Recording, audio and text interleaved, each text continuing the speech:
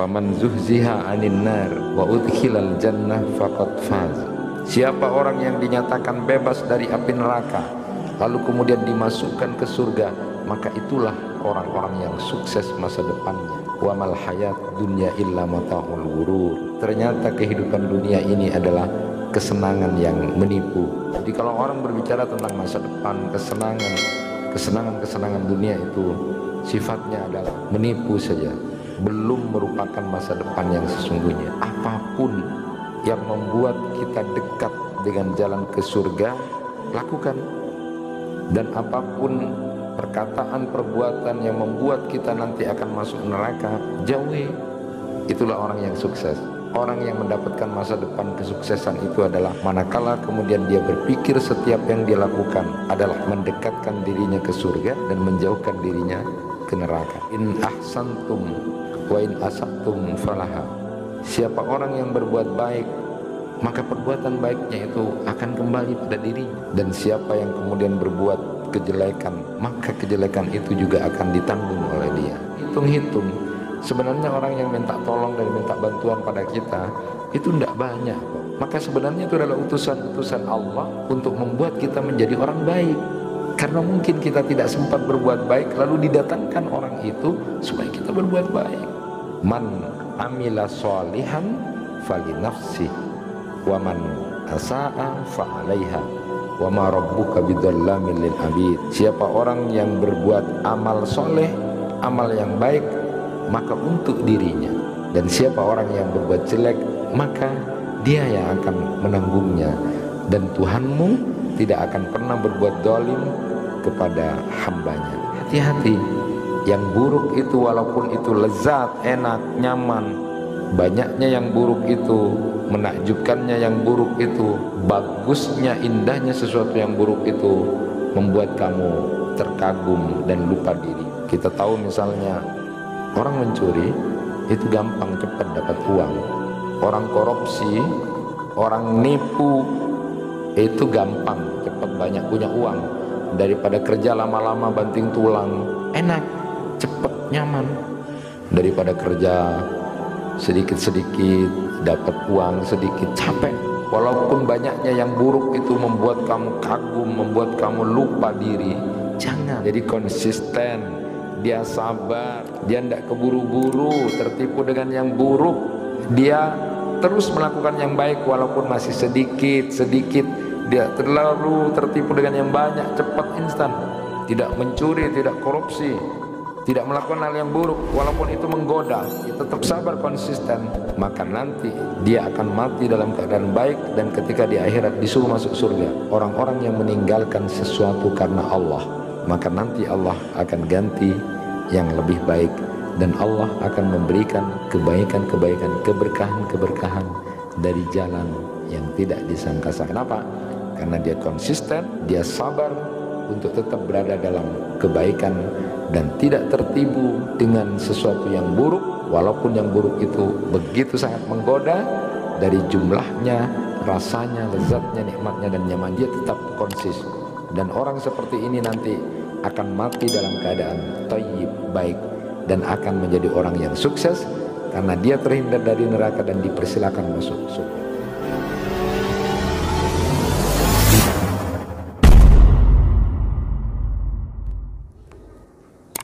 Assalamualaikum warahmatullahi wabarakatuh. Alhamdulillahilladzi hadana lihada wa ma kunna linahtadiya laula an hadana Allah. Asyhadu an la ilaha illallah wahdahu la syarikalah wa asyhadu anna Muhammadan abduhu wa rasuluh. Allahumma salli wa sallim ala nabiyyina Muhammad wa ala alihi wa ashabi ajma'in. Rabbi shrah li sadri wa yassir li amri wahlul 'uqdatam min lisani yafqahu qawli, amma ba'du. Bapak-bapak, ibu-ibu, jamaah kuliah maghrib yang dirahmati Allah, Kali ini kita akan bahas kaidah Al-Quran berikutnya. Yang ini merupakan kaidah penting dalam kehidupan manusia, yang menyebutkan bahwa tidak sama antara sesuatu yang buruk dan yang baik. Ini kaidah ini diambil dari Quran surat Al-Maidah ayat 100. Qul la yastawil khabis wat thayyibu walau a'jabaka kasratul khabis fattaqullaha ya ulil albab la'allakum tuflihun.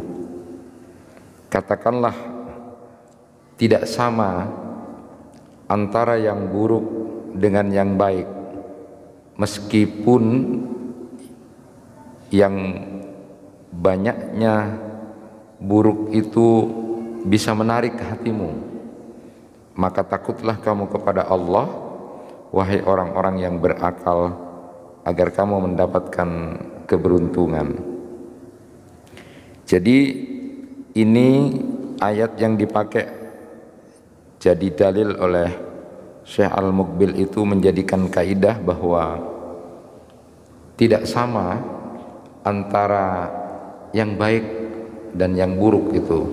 Walaupun nanti yang buruk itu membuat kamu terpesona, yang buruk itu membuat kamu kemudian tergoda dari jumlahnya, dari lezatnya, dari nikmatnya, itu tidak sama. Maka takutlah kamu kepada Allah, wahai orang-orang yang punya akal, supaya kamu menjadi orang yang beruntung. Bapak dan Ibu yang dirahmati Allah, saya ingin menyampaikan pengantar dari kaidah ini sebelum nanti kita sampaikan apa yang disampaikan oleh Syekh Al-Muqbil itu. Saya teringat apa yang diceritakan oleh Syekh Ali At-Tantawi itu. Syekh Ali At-Tantawi ini bercerita di saat usia beliau sekarang sudah 77 tahun. Umurnya 77 tahun. Beliau itu bercerita begini, dulu waktu aku SD disuruh melanjutkan sekolah di SMP demi masa depanmu, kesuksesanmu di masa depan. Ketika aku sudah SMP, disuruh lagi melanjutkan sekolah tingkat aliyah SMA.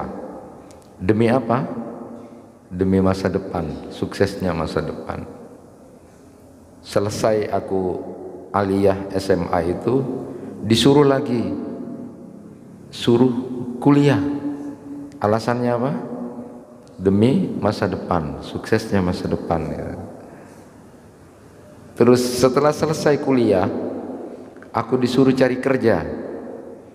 Lagi-lagi alasannya demi kesuksesan masa depan. Setelah aku dapat pekerjaan, disuruh lagi nikah, kawin.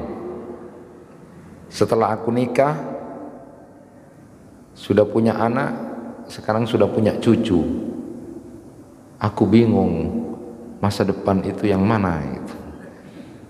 Sampai sekarang sudah umur 77 tahun, saya tidak tahu masa depan itu apa, sukses masa depan itu apa gitu. Terus katanya Syekh Ali At-Tantawi, yang saya tahu setelah saya membaca Al-Quran itu tentang siapa orang yang sukses di masa depan itu adalah di dalam Quran surat Ali Imran ayat 185. Di situ disebutkan, faman zuhziha 'anil nar wa udkhilal jannah faqad faz. Jadi orang yang terhindar dari api neraka lalu dimasukkan ke dalam surga, maka itulah orang yang sukses itu. Yang saya tahu, kata Syekh Ali At-Tantawi, ketika bicara masa depan itu adalah masa depan itu menjadi masa lalu. Jadi yang dulu SD selesai Jadi masa depan itu jadi masa lalu, yang sekarang disebut masa depan menjadi masa kini. Dan kita tidak tahu masa depan itu, karena sesungguhnya kesuksesan masa depan itu adalah ketika seorang hamba dinyatakan bebas dari api neraka dan dimasukkan ke surga, maka itulah orang yang masa depannya sukses. Dan ternyata di Quran surat Ali Imran ayat 185 yang berbicara tentang masa depan itu, yang kemudian disebutkan di situ, ayat itu lengkapnya berbunyi kullu nafsin dha'iqatul maut wa innama tuwaffawna ujurakum yaumal qiyamah faman zuhziha 'anil nar wa udkhilal jannah faqad faz wa mal hayatud dunya illa mata'ul ghurur. Jadi masa depan itu ternyata adalah diawali dengan kematian. Jadi masa depan yang sukses itu adalah ketika kita mati dalam keadaan husnul khatimah. Dan kita semua akan mati. Dan masa depan yang sukses itu adalah dimulai ditandai dengan mati kita dalam keadaan husnul khatimah. Maka lalu disebutkan di situ bahwa nanti Allah akan balas semua yang kita kerjakan, sempurna balasannya itu adalah pada saat hari kiamat. Siapa orang yang dinyatakan bebas dari api neraka lalu kemudian dimasukkan ke surga, maka itulah orang-orang yang sukses masa depannya. Lalu kemudian disampaikan di ayat itu, wa mal hayat dunya illa mata'ul ghurur, bahwa ternyata kehidupan dunia ini adalah kesenangan yang menipu. Jadi kalau orang berbicara tentang masa depan, kesenangan dunia itu sifatnya adalah menipu saja, belum merupakan masa depan yang sesungguhnya. Karena sesungguhnya, kata beliau Syekh Ali At-Tatawi ketika merenungi kehidupan beliau yang sudah usia 77 tahun itu, semua dilalui dengan masa depan, dan sekarang sudah punya cucu. Pada akhirnya apa sih masa depan yang sukses itu adalah saat nanti seorang hamba dinyatakan bebas dari api neraka dan masuk surga. Itulah orang yang masa depannya sukses. Maka tentu sederhananya ketika ayat ini dipahami sebagai sebuah bagian dari hidup seseorang, apapun yang membuat kita dekat dengan jalan ke surga, lakukan. Dan apapun perkataan, perbuatan yang membuat kita nanti akan masuk neraka, jauhi. Itulah orang yang sukses. Orang yang mendapatkan masa depan kesuksesan itu adalah manakala kemudian dia berpikir setiap yang dia lakukan adalah mendekatkan dirinya ke surga dan menjauhkan dirinya ke neraka. Bagian dari ayat-ayat Al-Quran yang memberikan motivasi sederhana ini, yang kemudian disebutkan faman ya'mal mithqala dzarratin khairan yarah wa man ya'mal mithqala dzarratin syarran yarah, itu semua akan dibalas nanti sempurna oleh Allah. Maka lalu kemudian di dalam Quran surat Al-Isra ayat 7 dan surat Fussilat ayat 46 ini kan ada kemiripan. Yang mendorong pertama misalnya Quran surat Al-Isra ayat 7, in ahsantum li anfusikum wa in asatum falaha. Siapa orang yang berbuat baik, maka perbuatan baiknya itu akan kembali pada dirinya hakikatnya. Dan siapa yang kemudian berbuat kejelekan, maka kejelekan itu juga akan ditanggung oleh dia. Sederhana sebenarnya. Nah, inilah ayat 7 surat Al-Isra ini juga kemudian disebutkan oleh salah seorang ulama itu menjadi ayat penting buat kita. Jangan pernah berhenti untuk berbuat baik, karena setiap kebaikan yang kita lakukan hakikatnya adalah untuk diri kita sendiri. In ahsantum li anfusikum. Jika kamu berbuat baik, maka perbuatan baikmu itu adalah untuk dirimu sendiri. Sehingga ada ulama yang menyebutkan, manakala ada orang yang datang kepada kita minta tolong, minta bantuan, minta sesuatu yang bisa kita bantu, kita tolong, maka jangan pernah mengatakan kepada dia, "Benaria mun bede parlona purda enje." Dekik mun tada parlona, ada tak berengamber. Jangan begitu. Justru orang yang memahami ayat ini, ketika ada orang yang minta tolong pada kita, entah dia seperti tadi itu, memang mun bede parlona perak datang, tidak usah dibahas. Justru ketika ada orang yang datang kepada kita minta tolong, minta bantuan yang kita bisa bantu dan kita tolong, yang kita ucapkan adalah alhamdulillah, Allah memberi kepercayaan padaku untuk berbuat baik melalui orang ini, tanpa harus menilai, tanpa harus kemudian mengatakan bekna mun bede parlona purda enje. Itu sudah disingkirkan sekarang. Walaupun itu etikanya, dia memang begitu. Ada orang-orang yang begitu. Tapi kalau dihitung-hitung, sebenarnya orang yang minta tolong dan minta bantuan pada kita itu tidak banyak kok. Maka sebenarnya itu adalah utusan-utusan Allah untuk membuat kita menjadi orang baik. Karena mungkin kita tidak sempat berbuat baik, lalu didatangkan orang itu supaya kita berbuat baik. Kenapa? In ahsantum li anfusikum. Jika kamu berbuat baik, maka hakikatnya perbuatan baik itu adalah untuk dirimu sendiri. Dan bila orang itu berbuat jelek, maka dia yang akan menanggungnya. Sama dengan Quran surat Fussilat ayat 46 itu, man amila sholihan fali nafsih wa man asaa fa alaiha wa ma rabbuka bidzallamin lil abid. Siapa orang yang berbuat amal soleh, amal yang baik, maka untuk dirinya. Dan siapa orang yang berbuat jelek, maka dia yang akan menanggungnya. Dan Tuhanmu tidak akan pernah berbuat zalim kepada hambanya. Kaitannya dengan ini, jamaah yang dirahmati Allah, kaidah Al-Quran itu yang menyebutkan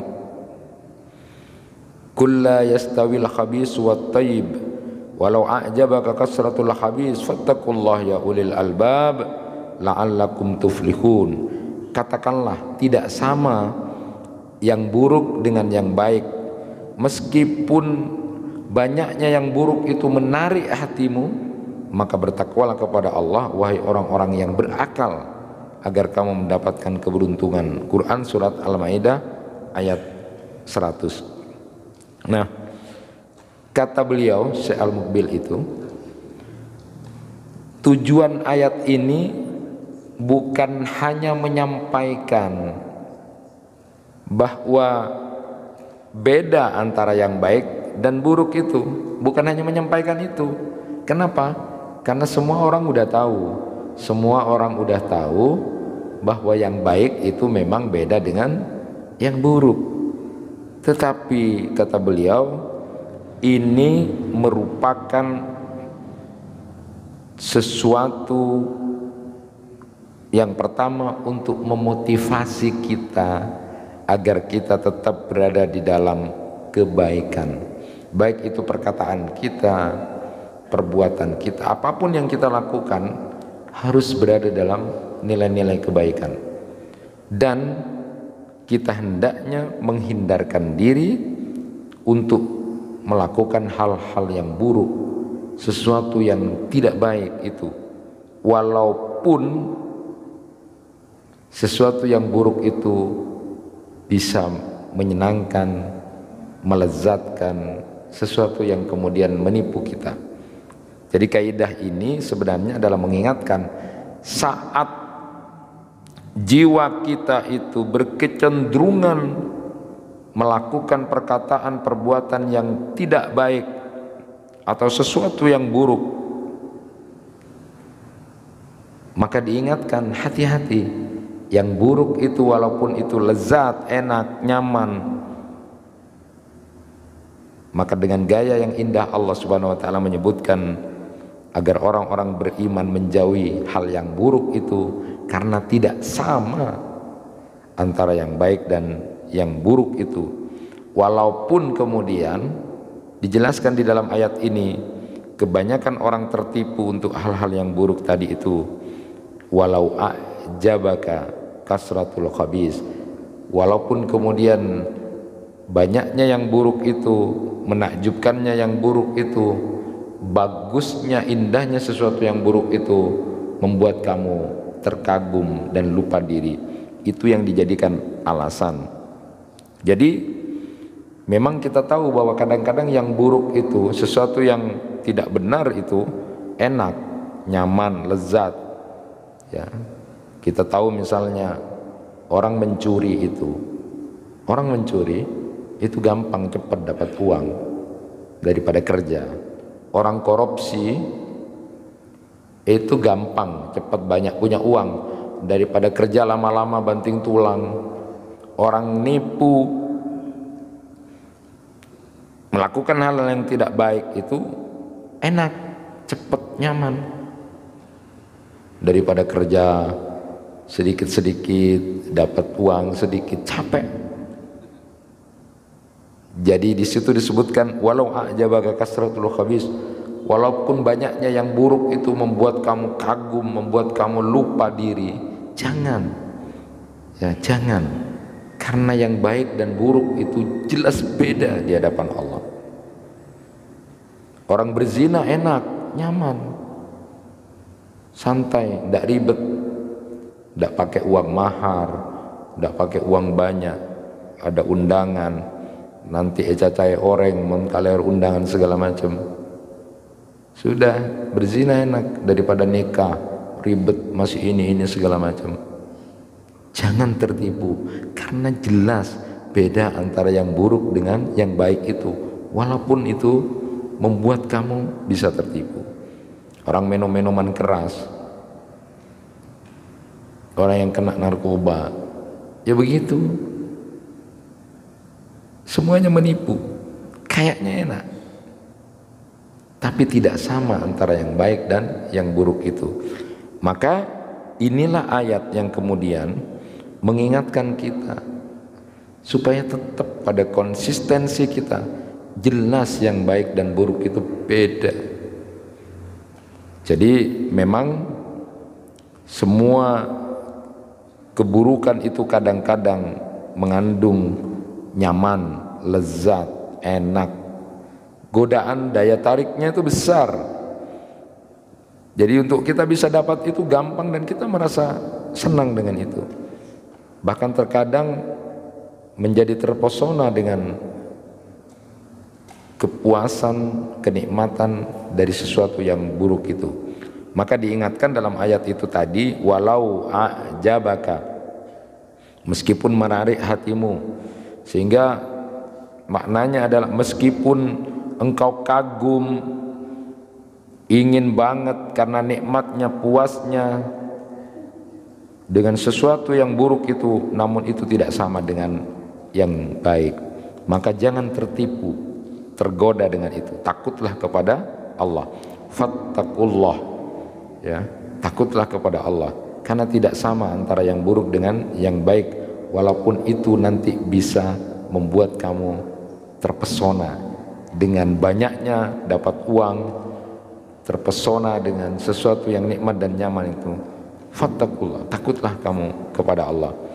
Maka kalau ibu dan bapak itu pernah dengar lagunya Rhoma Irama itu, lagunya Rhoma Irama itu salah satunya adalah Haram. Itu kalau ndak keliru liriknya itu, kenapa semua yang enak-enak itu yang dilarang.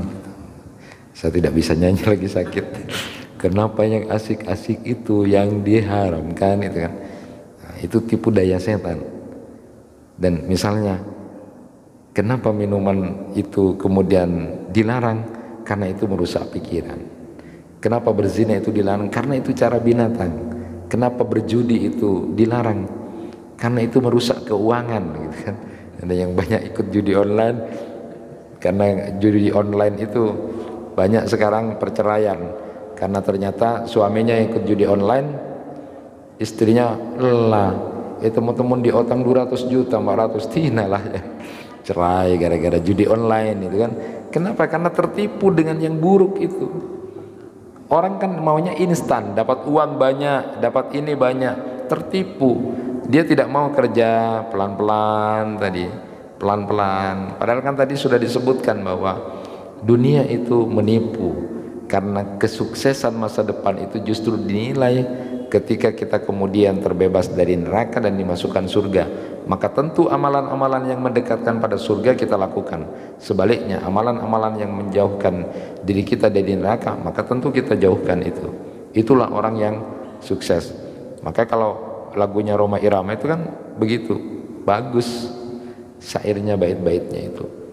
Lepas dari persoalan hukumnya nyanyi itu apa gitu kan, tetapi paling tidak ketika saya mendengarkan langsung dari Pak Haji Rhoma Irama itu, ketika menulis syair lagu itu, dia sempat tahun 70-an datang ke kiai di Bangkalan, seorang kiai sepuh, kiai yang sudah terkenal yang kita sama-sama tahu. Beliau datang sowan ke sana.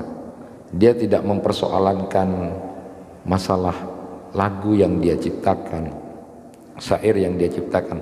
Saya datang sama Pak Kiai, ini cerita dan pengakuan dari Pak Haji Rhoma Irama sendiri.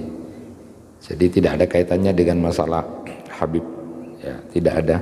Walaupun Bang Haji lagi terlibat dalam itu, tetapi ceritanya Pak Rhoma Irama itu, dia mengatakan, saya zikir pada Allah terus, saya zikir, apapun saya zikir kepada Allah. Tapi saya lupa zikir itu ketika saya mempraktekkan lagu itu. Jadi ketika saya masih mau buat lagu, masih zikir pada Allah, zikir. Jadi selalu berzikir saya. Tapi ketika sudah metik gitar, lalu kemudian mengaplikasikan atau mencoba bait lagu yang dia buat, itu saya tidak zikir.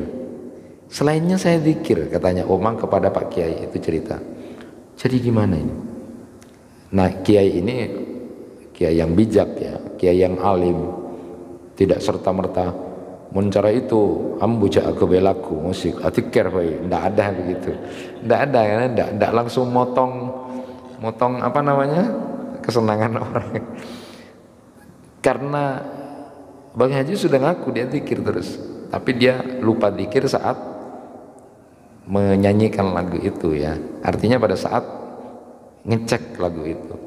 Tapi katanya Pak Kiai itu, sudahlah, pokoknya kamu niat baik, maka niatkan bait lagu yang akan kamu buat itu adalah dari Allah, niatkan begitu saja, sehingga ketika kamu praktek seolah-olah tidak zikir itu dari Allah. Itu Bang Haji baru buka sekarang rahasianya. Sehingga kata beliau, ketika saya pun mendengarkan lagu-lagu saya itu, syairnya itu seperti Keramat, lagunya tentang ibu ya. Jadi bagaimana kita harus menghormati, menghargai ibu yang sudah melahirkan, yang ada kalimat apa itu,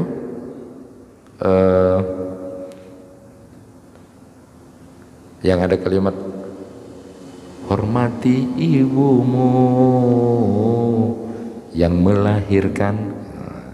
Nah, saya juga mendengarkan lagu saya tentang judi, saya mendengarkan itu syair-syair yang saya sendiri baru sadar sekarang gitu. Jadi saya tahun 70-an itu datang kepada Pak Kiai dengan saya tidak berzikir pada saatnya, tapi memang lagunya melegenda, tidak ada yang porno-porno, yang jorok-jorok, itu pasti ada sesuatu yang bagus di situ. Saya berniat seperti yang dikatakan Pak Kiai, saya ketika membuat syair itu anggap itu adalah bagian dari apa yang diilhamkan Allah pada saya, sehingga syairnya bagus ya, tidak seperti lagu-lagu yang memang dibuat lagu-lagu porno itu banyak itu ya. Nah itu banyak sekarang. Nah Bapak dan Ibu yang dirahmati Allah, jadi kembali kepada kaidah ini, lafaz al-khabis yang di situ disebutkan kulla yastawil khabis wat thayyib, berarti adalah sesuatu yang buruk. Jadi semua yang dibenci karena itu kotor, karena itu tidak baik, karena sesuatu yang dirasa dan diindra itu tidak baik, maka itu adalah al-khabis. Dan sesuatu yang tidak disukai oleh Allah, tidak diridhoi oleh Allah, maka itu adalah al-khabis. Maka kita tidak boleh tertipu dengan itu, walaupun kita kadang-kadang terjebak untuk kemudian mengikuti itu. Berbeda dengan al-khabis itu adalah at-thayyib, jadi baik. Jadi apapun perkataan, perbuatan, keyakinan apapun yang kemudian itu baik, maka itu adalah sesuatu yang disukai dan diridhoi oleh Allah Subhanahu wa taala. Jadi orang-orang yang tetap istiqomah dalam memilih hal-hal yang baik, dia bersabar dengan godaan-godaan dunia yang lebih cepat, lebih instan, lebih banyak, lebih enak, lebih nikmat. Dia tetap konsisten memilih yang baik dan tidak tergoda dengan hal-hal buruk itu, walaupun tadi menggoda itu, maka kesabaran dia, konsistensi dia untuk terus memilih yang baik-baik itu akan membuat kematiannya nanti dalam kondisi kebaikan dan kembali kepada Allah dalam kondisi yang baik. Sebagaimana dalam Quran surat An-Nahl ayat 32 disebutkan, alladzina tatawaffahumul malaikatu thayyibin yaquluna salamun alaikum udkhulul jannah bima kuntum ta'malun. Orang-orang yang diwafatkan dalam keadaan baik, dalam keadaan thayyib oleh para malaikat, dan dikatakan kepada mereka salamun alaikum, keselamatan atas kalian, masuklah ke dalam surga disebabkan apa yang telah kamu kerjakan. Jadi konsisten, dia sabar, dia tidak keburu-buru tertipu dengan yang buruk, dia terus melakukan yang baik walaupun masih sedikit, dia terlalu tertipu dengan yang banyak, cepat, instan, tidak mencuri, tidak korupsi, tidak melakukan hal yang buruk walaupun itu menggoda, dia tetap sabar, konsisten, maka nanti dia akan mati dalam keadaan baik, dan ketika di akhirat disuruh masuk surga karena kesabaran, konsistensinya dia itu. Dan inilah orang yang masa depannya sukses, karena dia konsisten, dia sabar, jiwanya, mentalnya tidak tertipu dengan godaan-godaan yang ada itu. Maka di dalam hadis Nabi itu juga tentang baik dan buruk itu ada banyak, diantaranya dari hadis riwayat Abu Hurairah, an Abi Hurairah radhiyallahu an qala Rasulullah sallallahu alaihi wasallam, innallaha ta'ala thayyibun la yaqbalu illa thayyiban. Sesungguhnya Allah itu baik dan tidak menerima kecuali yang baik-baik saja. Jadi jelas sekali lagi kaidah ini penting, bukan hanya untuk menunjukkan bahwa yang baik dan buruk itu tidak sama. Kita semua tahu bahwa baik buruk itu adalah tidak sama memang, tetapi anjuran ayat ini adalah hati-hati, mental jiwa kamu itu bisa tergoda untuk melakukan hal-hal yang tidak baik atau hal yang buruk, manakala itu kemudian menggoda kamu karena banyaknya, karena nikmatnya, karena nyamannya. Tapi ketahuilah bahwa dunia itu adalah menipu, dunia itu adalah menggoda. Makanya di dalam Quran surat An-Nur ayat 26 itu disebutkan al-khabisatu lil khabisina wal khabisuna lil khabisat. Wanita yang tidak baik untuk laki-laki yang tidak baik, laki-laki yang tidak baik untuk perempuan-perempuan yang tidak baik pula. Wat-thayyibat lit-thayyibin wat-thayyibuna lit-thayyibat. Wanita yang baik-baik akan sama dengan orang yang laki-laki yang baik, dan laki-laki yang baik adalah untuk perempuan yang baik-baik pula. Ini artinya menegaskan bahwa memang beda antara yang thayyib dengan yang khabis, beda antara yang baik dengan yang buruk. Maka ketika kemudian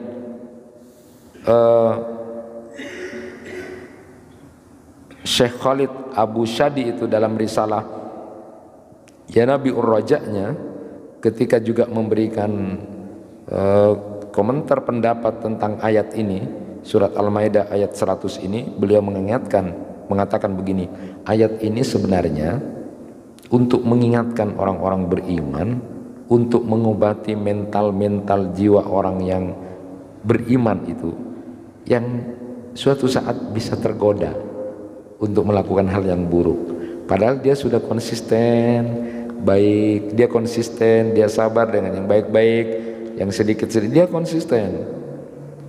Maka ayat ini mengingatkan, hati-hati. Tidak sama loh yang baik dengan yang buruk, walaupun itu bisa menggoda kamu. Takutlah kepada Allah. Maka lalu kemudian beliau juga menyebutkan, perhatikan juga di dalam ayat ini disebutkan, ya ulil albab. Mengapa hanya ulil albab yang diingatkan untuk takut kepada Allah, untuk tetap hati-hati, konsisten, sabar, untuk tidak berbuat buruk itu, walaupun menakjubkan dengan jumlahnya yang banyak, dengan yang menarik, nyaman, nikmat itu tadi disebutkan, karena hanya orang-orang berakal lah yang berpikir bahwa ternyata dunia itu cuma kesenangan yang menipu, yang nanti sesungguhnya akan dimintai tanggung jawab di hadapan Allah Subhanahu wa ta'ala. Jadi jangan tergoda.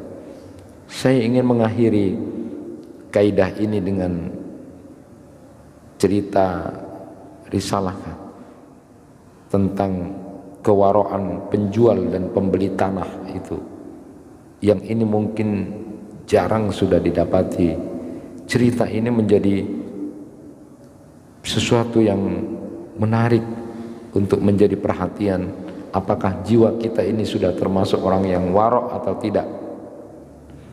Jadi riwayatnya itu an Abi Hurairah radhiyallahu anhu qala Nabi sallallahu alaihi wasallam. Ini riwayat dari Abi Hurairah. Nabi sallallahu alaihi wasallam mengatakan, Nabi bercerita, ishtara rajulun min rajulin aqaran lahu. Ada orang yang membeli sebidang tanah. Jadi ada seorang yang membeli sebidang tanah itu.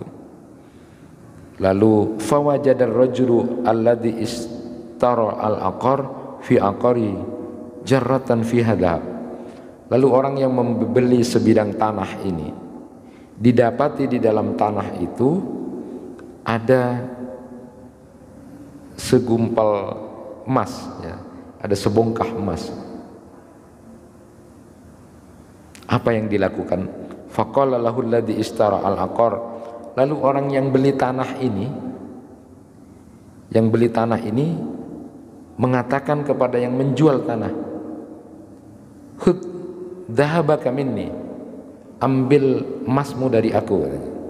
Jadi yang beli tanah ini ketika sudah jadi beli tanah, sudah selesai transaksinya, nemu emas di situ. Lalu orang ini yang beli tanah ini manggil lagi sama yang jual tanah, ambil emasmu. Innama istaraitu minkal ard. Aku cuma beli tanahmu, tidak beli emas. Kok di sini ada emas? Ambil. Katanya yang beli ini, Pak. Lalu walam abda minka adzhab, ya, karena aku ndak ada transaksi beli emas di situ. Wa qala alladzi lahul ard. Lalu kemudian yang jual tanah itu ketika ditawari begitu mengatakan, innama bi'tukal arda wa ma fiha. Aku sudah jual tanahku kepadamu dan apa-apa yang di dalam tanah itu dah. Coba itu, Pak. Ada nemu itu. Situng itu antara sebongkah emas, Pak, nemu pesa 10 juta. Jadi yang beli tanah itu ngembalikan, ini ini aku cuma beli tanah dari kamu, ndak beli emas ini, ambil gitu. Yang jual bilang, udah transaksi, engkau lah jual tanah, masuk apa boy dalam malah kalau bakna lah rezeki na bakna gitu kan. Ini tepat orang yang saya tepat mah dua ini jarang tuh. Jadi kalau tadi itu bicara tentang al-khabis wa thayyib, yang jelek dengan yang baik, ini rujukannya begitu. Ini Nabi cerita begini, dulu ada orang yang begini nih, dulu ada orang yang begini nih. Fatahakama ila rajulin faqala alladhi tahakama ilaihi alakuma walad qala ahduma li gulam wa qala al-ar li jariyah qala ankihul gulam al jariyah wa anfiqu ala anfusihim minhu wa tasaddaqa. Lalu dua orang ini karena sama-sama tidak mau Pak. Ini cerita aneh kan, kalau zaman sekarang ini aneh itu. Sama-sama tidak mau, wes kalau gitu cari orang untuk jadi hakim gitu. Lalu kemudian nunjuk seseorang, lalu gimana, aku punya persoalan begini. Lalu hakim ini enak tuh, karena sudah sama-sama baik ini. Jadi kan bapak yang ini baik, soleh berarti kan, karena dia ndak ngambil yang jelek, yang bukan haknya. Yang satu juga merasa bukan haknya, sama-sama baik nih, bukan laki-laki yang tamak serakah, tapi sama-sama bapak yang soleh. Lalu kebetulan sang hakim ini tanya, sampean punya anak? Iya, saya punya anak laki-laki. Sampean punya anak yang jual itu? Iya, saya punya anak perempuan. Pak Kabin, Pak Juduh, Arya Masa, Kak Angku, acara-acara kafi bagi lah juga dua ya. Ternyata betul itu Pak, hanya dinikahkan dan harta itu diberikan pada dua-duanya, karena orang yang dimintai pendapat ini tahu betul bahwa ini sama-sama orang-orang baik. Akhirnya pelajarannya banyak dari situ. Pertama, bahwa ternyata tidak semua orang bertengkar itu, bertikai itu disebabkan karena benci, bermusuhan, atau ada sesuatu yang tidak baik. Tapi ceritanya ini orang berselisih karena berebut menjadi orang baik. Tidak semuanya karena permusuhan.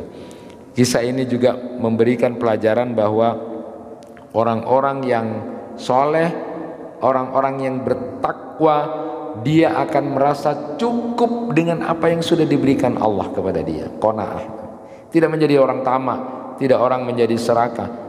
Orang yang bertakwa, orang-orang yang soleh itu merasa cukup dengan itu, tidak tergoda dengan dunia tadi, tipuan dunia ini. Ini memang tidak mudah, tapi makanya menjadi kaidah, ingat yang baik itu tidak sama dengan yang buruk. Bukan hanya dikasih tahu bahwa baik dan buruk itu tidak sama, tapi diingatkan bahwa nilainya nanti di hadapan Allah itu tentu tidak sama. Walaupun yang buruk itu membuat kamu kagum, tertipu dan menarik. Di pelajaran ini juga kita bisa tahu cerita ini yang diceritakan oleh Rasulullah ini menjelaskan bahwa menjadi orang yang warok itu menjaga diri dari harta yang haram, bahkan yang subhat, itu akan diganti oleh Allah Subhanahu wa taala dengan yang lebih baik. Apa gantinya tadi?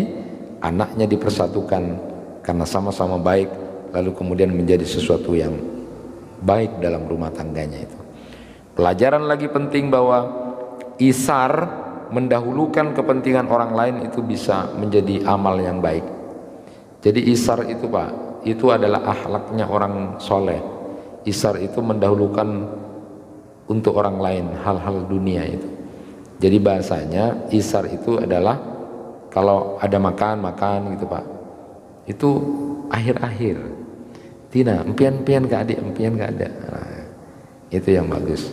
Tapi kalau akhirat jangan isar. Kalau akhirat itu rebutan di depan, rebutan sop pertama, rebutan sop dekat imam, itu rebutan akhirat. Tapi samangken tak balik ya Pak. Mon urusan dunia doa ada pertama. Mon urusan akhirat, oh salah itu.